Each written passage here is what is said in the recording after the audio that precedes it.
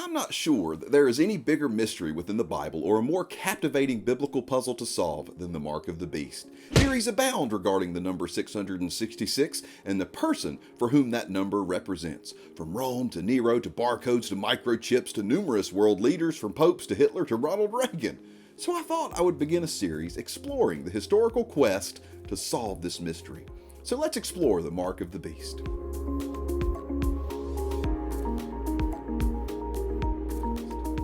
Welcome, explorers, and in this video we're not going to begin with the wild theories, and there are some truly wild theories regarding the mark of the beast. Instead, we're going to begin with what we do know regarding the mark of the beast. Often we are captivated by trying to solve a puzzle that we neglect the clear message of Revelation regarding this mark. First, there is a clear theme in the book of Revelation that directly impacts our understanding of the mark of the beast. In Revelation, we are introduced to four blessings that are good and wonderful toward and for humankind. They are God the Father, the Lamb who is Jesus, the two witnesses who prophesy for God, and the seal of God that protects and keeps God's people. Through the work of God, the Lamb, the words of the two witnesses, and the protection of God's seal, those who place their faith in Jesus can and will survive any attack from Satan or the world. They will reach everlasting peace and prosperity in the very presence of God in what Revelation calls the new heaven and new earth. Also in Revelation, we are introduced to four opposites of these concepts. For every good offering by God, Satan offers a counterfeit to lead people astray and away from God and away from everlasting peace and prosperity.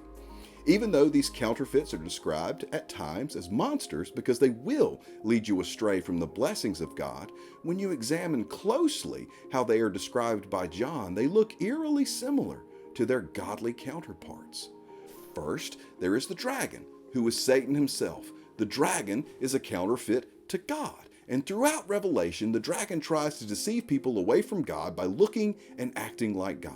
In Revelation, God is described as having a throne, giving authority, and being worshipped.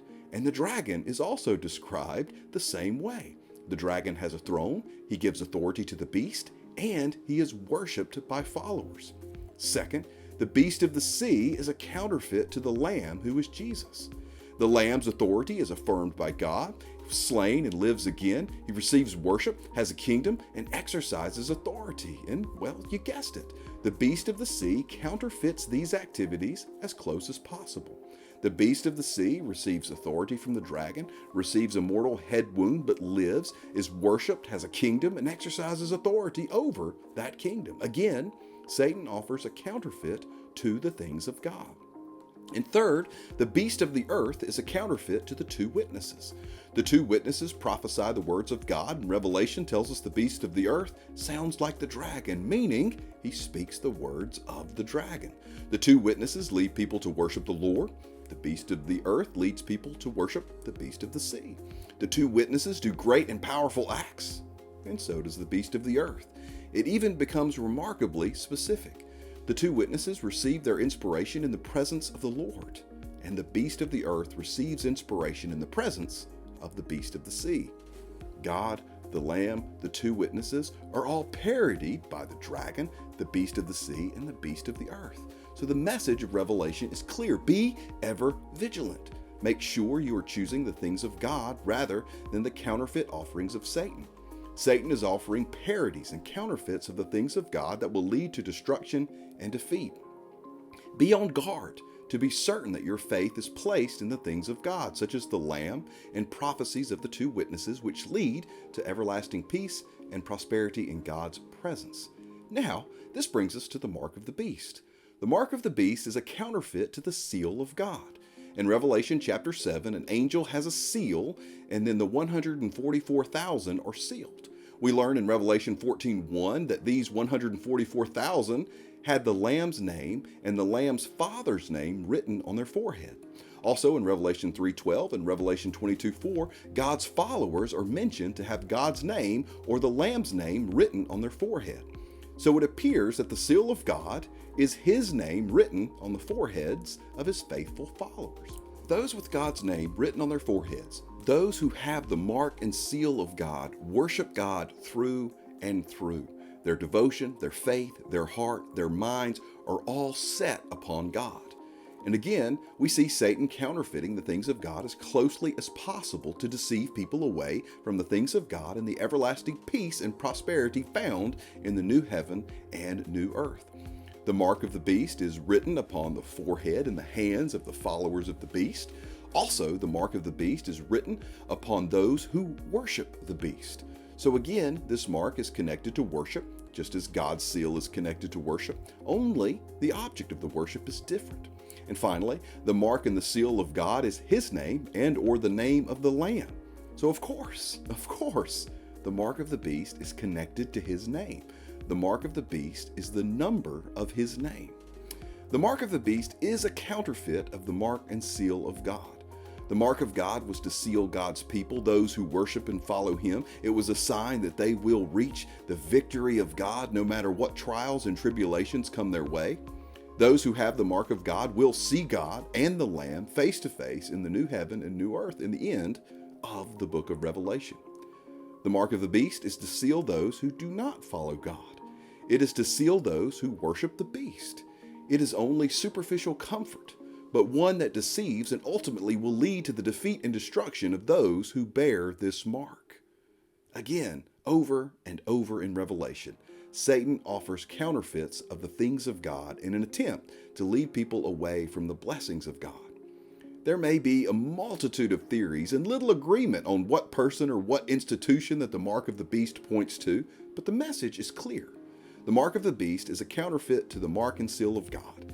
It is offered by Satan to lead people astray. It deceives people into thinking they have received the blessing of God, but in truth, they have only received a cheap copy that will lead to defeat rather than everlasting victory.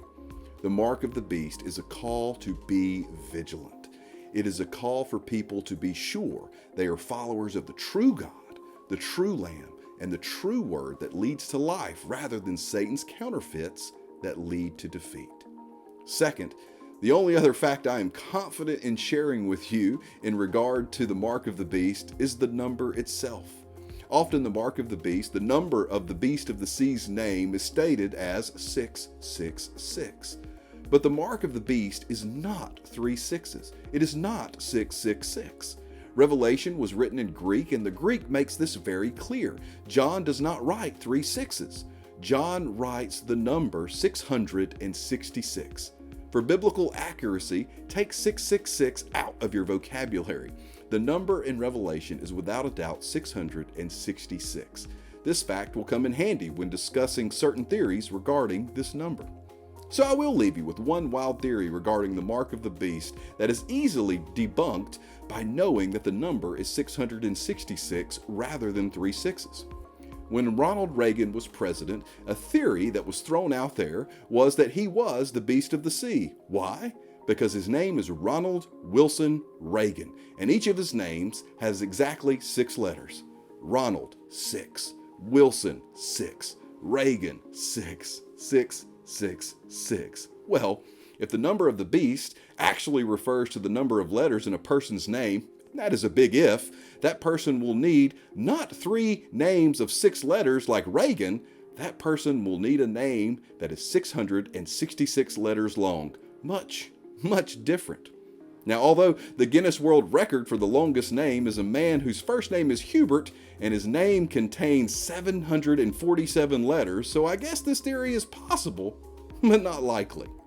So to recap, the 2 facts that I can be sure about regarding the mark of the beast are these. First, it is a counterfeit offered by Satan in an attempt to deceive people into choosing this parody mark over the mark and seal of God. It is a call to vigilance to humankind to make sure that we are choosing the things of God and placing our faith in God rather than in Satan's counterfeits.